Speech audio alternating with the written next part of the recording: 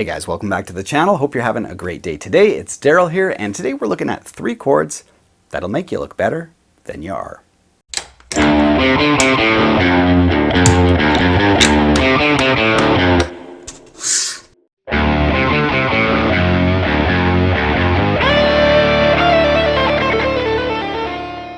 So the chords I picked for us today had to be one of two things. Number one, they had to sound interesting. They had to be a little bit out of the norm. And number two, they had to be relatively easy to play. And that's why I titled it, chords that make you sound a little better than you are, because these chords sound really interesting, really unique, but they're not that hard to play.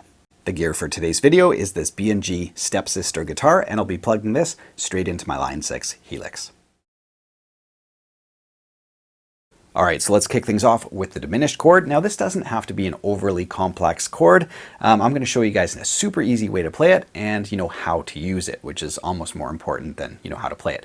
So here's the fingering. I'm going to put it up there. Let's use G as the example. So we're going to use G on your 4th string. This is going to be a 4-string chord.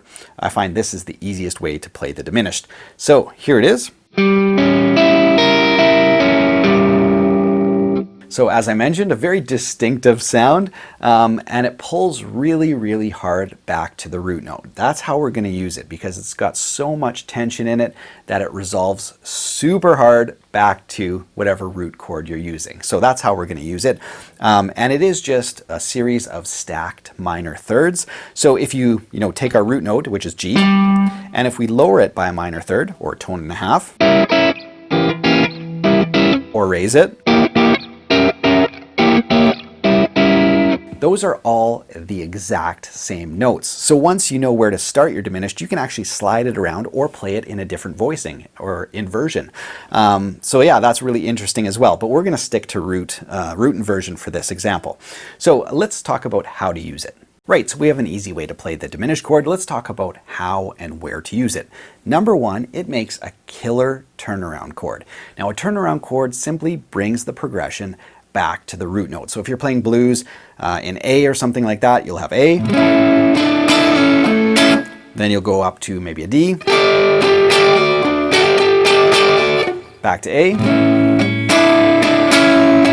then E, the D, back to A. Now here's where the turnaround happens, and it's usually an E in the key of A. Oops.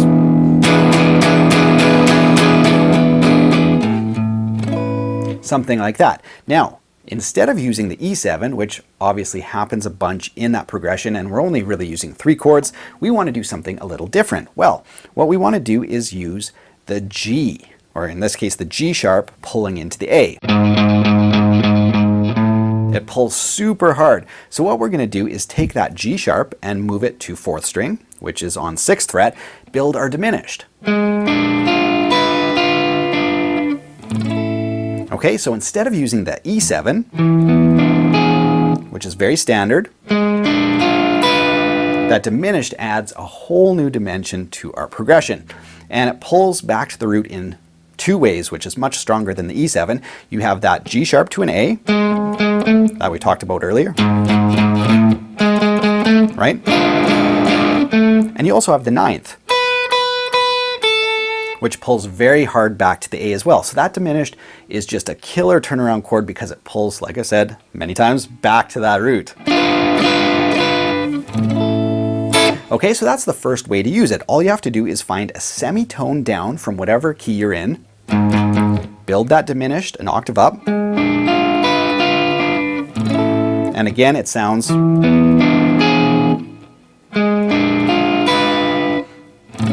much stronger than the E7, although you can certainly use it in combination, right?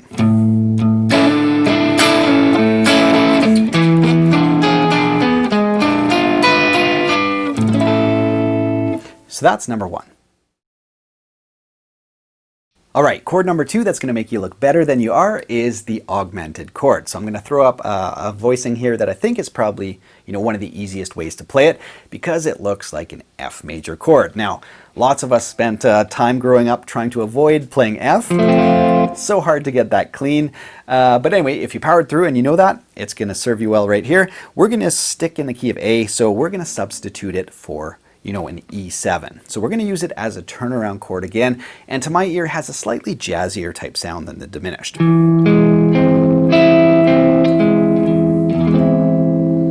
Okay, so that's it, and again, it's going to pull really hard to the root.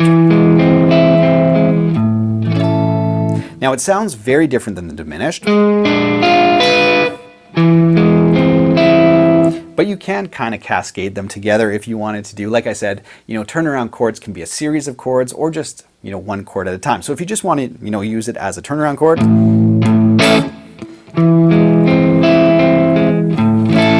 I think it sounds absolutely fantastic. But if you wanted to like cascade a diminished into an augmented to really, blow people's minds, totally doable.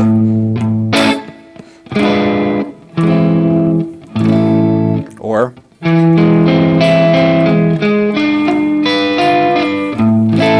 something like that I think sounds absolutely fantastic. And that's just going from your augmented. And then your middle finger's already where you need to be for the diminished. So that's a really interesting way to do a turnaround that, if you're used to just doing straight ahead blues or whatever kind of progression that you need, and then you throw those two in, that's just gold. It sounds so good. So anyway, that's one way to do it. I think it does sound better sort of in maybe like a slower, jazzier kind of.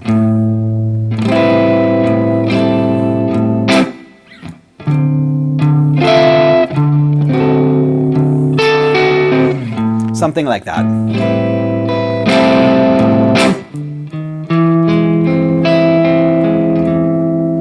So that's our second chord, the augmented.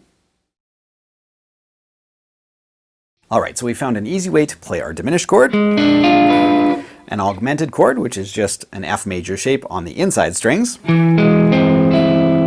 Now what we're going to do is play a major 7. Now I love this chord as I do the other ones, and again, this is a chord that's easy to play. I'm going to put the fingering up right there, and it sounds fantastic. Now the best part is it substitutes over any old major chord. So let's stay in the key of A here. So if we want that major 7, all we have to do is use our little octave method to find our upper A on 4th string, or if you know the notes on your 4th string, that's even better. But anyway, that octave is just a really quick way to find, where we want to be. Now that is a really open and really a jazzy kind of sound. But the best part is, like I said before, it doesn't matter what major chord you're playing, you can easily substitute that voicing over it. So easy to find. If you need an A, like I said, you just jump up. If you need a B, you just jump up. If you need the C sharp major.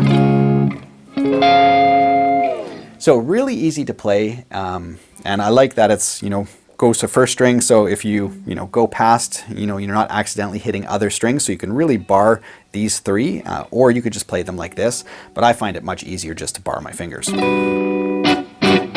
So you can take a chord progression, that launched 10,000 songs, the 1, 6, 4, 5 in A would be like.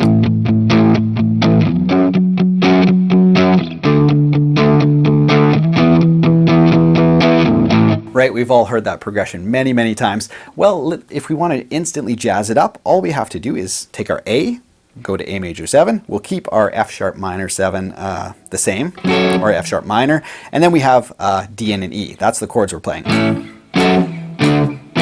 So if we want to jazz it up, all we have to do is substitute in our jazz chords.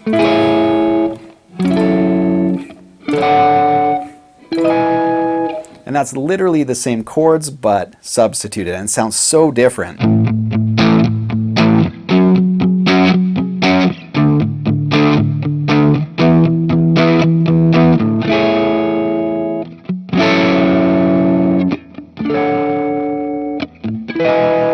Or you could play it, if you're following along on acoustic, you could play your D major 7 here, and then here for your E major 7.